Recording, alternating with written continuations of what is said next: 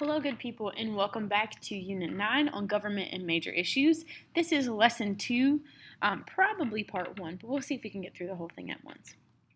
All right, so in our last lesson, we talked about government and major issues. We defined what an issue was. We talked about major categories of issues, how different levels and different outside and external factors can influence whether or not, or even how a government chooses to address an issue. So let's get into our next three categories. So we did two in our last lesson, and we're going to finish the last three in this one. So we're going to go into social movements, foreign relations, and global environmental issues. So the first one in major movements, we can define a movement as something that impacts a lot of human beings, something that is seen as a problem, and the people chose to rise up and pursue some sort of action in order to fix the issue and what they perceive to be an issue. So social movements have been happening throughout United States history. This is not a new thing. This happened in the 1600s, the 1700s, 1800s, and the 1900s to round it all out.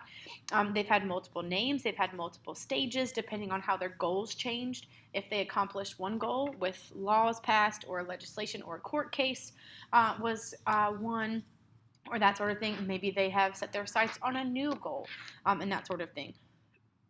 So major social movements have been a constant in American society.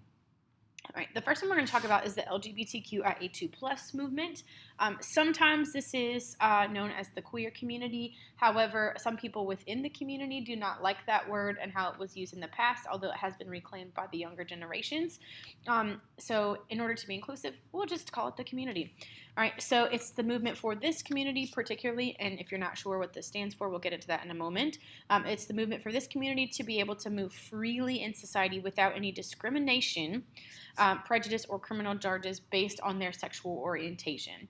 So this stands for lesbian, gay, bi, trans, questioning, intersex, asexual, and two-spirit. And the plus is for anyone who feels they are not heteronormative, they are not a person who kind of identifies as someone who is typically heterosexual and like that kind of baseline. All right, so some past issues here. People could be criminally charged for being a part of the community and pursuing their emotional interests with another person. There was a marriage ban in multiple states. Gay marriage was not constitutional and legalized in the United States until 2015.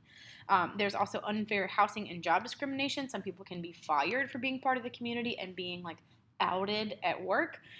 So the current issues that plague this community are, again, just social justice, social acceptance, and making legal protections at work into federal law so that no one can be fired specifically for being gay or specifically for being trans or being lesbian or bi or asexual or intersex, any of that, while they are in a place of business or while they are at work. All right, this is one of the newer, more inclusive pride flags for the community. So it includes pride, it includes the trans flag. These two stripes are for the Philly pride flag, and a couple more. All right, so let's move on to the Black Lives Matter movement. This is the second social movement we'll discuss today.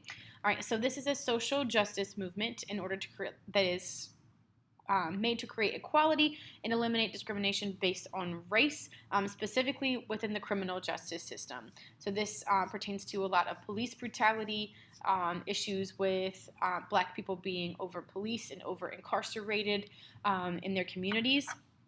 Some past issues that led to the Black Lives Matter movement was the institution of slavery as early as the early 1619, I believe, here in the United States. Jim Crow laws, which legally separated the Black community from white society and kind of hindered them from being able to participate fully in American society for hundreds of years post Civil War. Segregation was also an issue up until the 1960s. There are more issues that plague the Black community now. The current ones are criminal justice reform, specifically those that overlap with the defund the police movement as a result of Black communities being over-policed, over-incarcerated, and underrepresented in other places of government, racial profiling by police, and police brutality. Those are all significant current issues. This kind of came to a head in the past couple summers with the murder of George Floyd that was caught on camera by not caught on camera by a police officer, but the murder of George Floyd by a police officer that was caught on camera. That police officer, Derek Chauvin, has since been charged and convicted of second-degree murder and now faces quite a bit of time in prison. So the movement itself was to bring awareness to the cause. All right.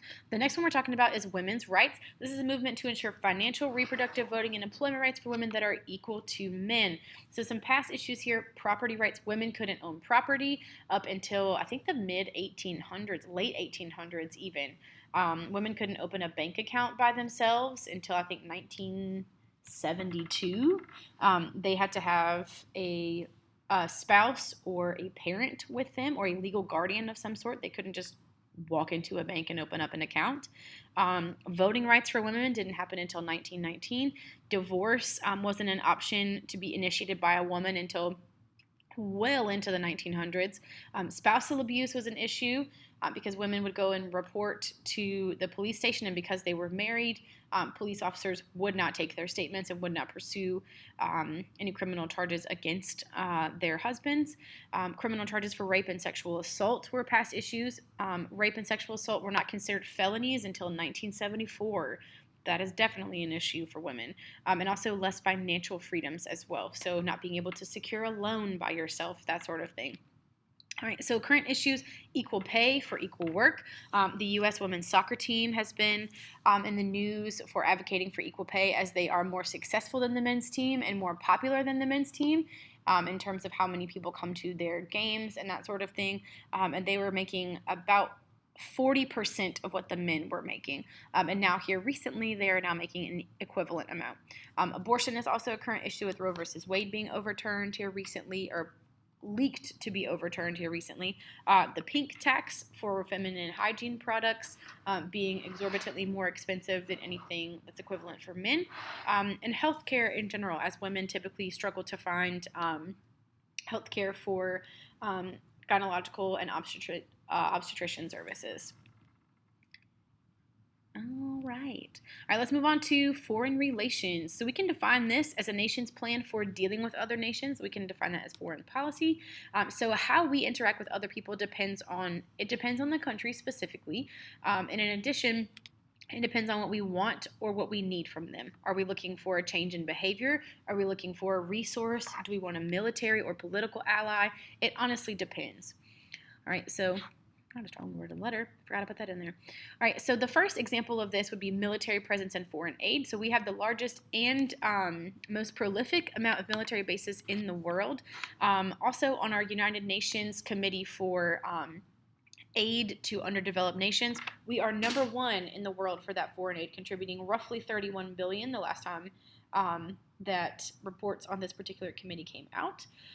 So the thing about military presence and foreign aid, there are pros and cons to an exhaustive military presence and a prolific military presence across the world. The pros here: you can easily eliminate threats pretty much anywhere, and you're able to provide assistance to any troops in need pretty easily. We do provide a lot of training services to a lot of other nations, especially those who are our military allies. Some cons here: it's extremely expensive. It definitely adds to our national debt. Defense is almost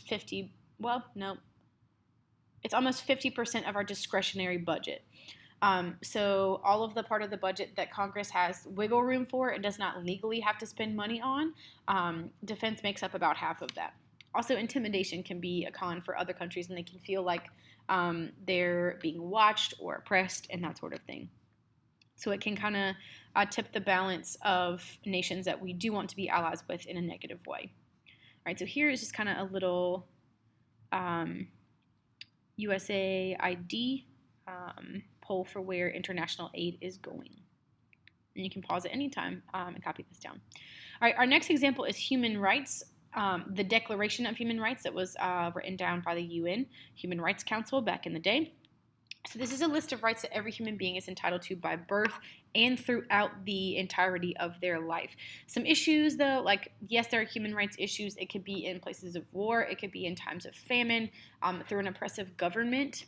Any of that, if a government chooses to perpetrate genocide against their people, perpetrate chemical weapons against them, any of that, that can definitely be an issue. The biggest problem with human rights issues or the Human Rights Declaration is that it's difficult to enforce in a nation who does have oppressive governments or who are at war if we are not specifically involved.